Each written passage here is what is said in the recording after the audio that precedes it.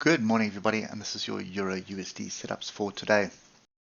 So we did get a bit of a pullback, but it wasn't off structure. Remember, we were looking for something of a rejection somewhere up here at 107.873.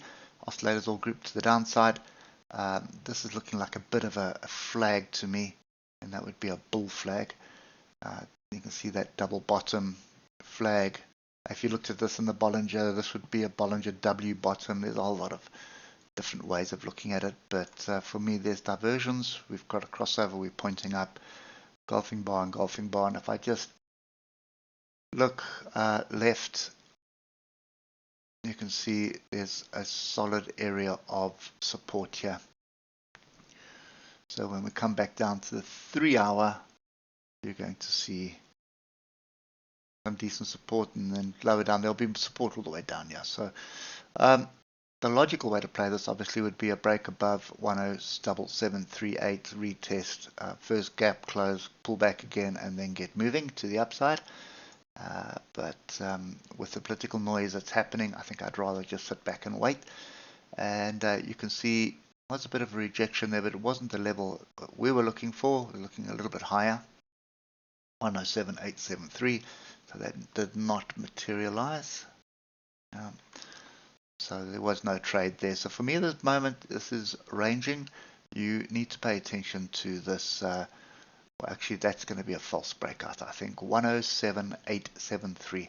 If this thing's going to turn and start moving to the upside, that's what you need to wait for. If it's going to break to the downside, I want to see a deep break below 107.346. So quite a big break below this, and then a pullback to come and retest it, which is also possible just based on the noise that's coming out of Europe at the moment. So that's kind of my view at the moment.